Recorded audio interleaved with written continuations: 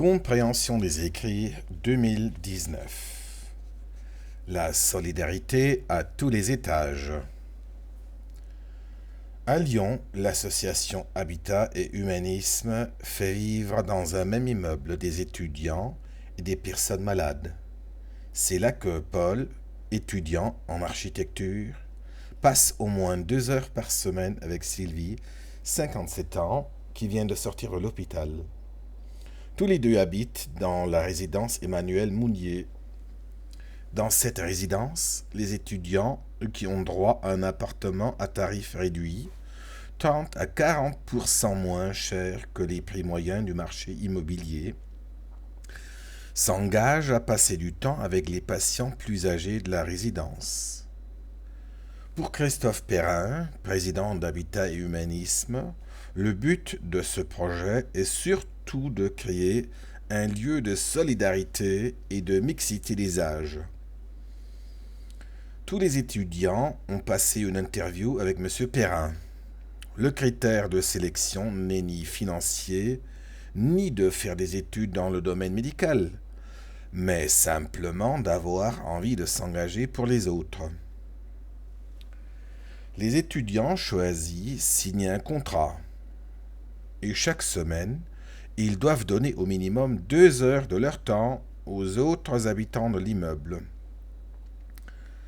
À côté de ces étudiants, il y a 21 patients plus ou moins âgés qui sortent de l'hôpital et qui ont besoin d'une aide parce qu'ils vivent seuls chez eux. Il s'agit d'aider les malades à retrouver une vie normale après une hospitalisation, le temps d'aller mieux. Ils peuvent rester dans cette résidence de 3 à 6 mois maximum. Les étudiants et les professionnels de la santé sont au service des malades. Les patients sont soignés par l'équipe médicale.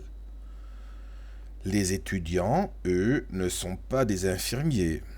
Ils sont là simplement pour offrir de leur temps. Ils peuvent bien sûr faire leurs courses ou les aider à remplir des papiers administratifs, mais il s'agit surtout de passer du temps avec eux, de discuter et d'organiser tes sorties. C'est formidable! On profite des contacts chaleureux avec les jeunes. On discute, on se promène, on écoute ensemble de la musique ou on fait la cuisine, raconte Sylvie. Moi, par exemple, je donne chaque jour des cours de français à une étudiante mexicaine.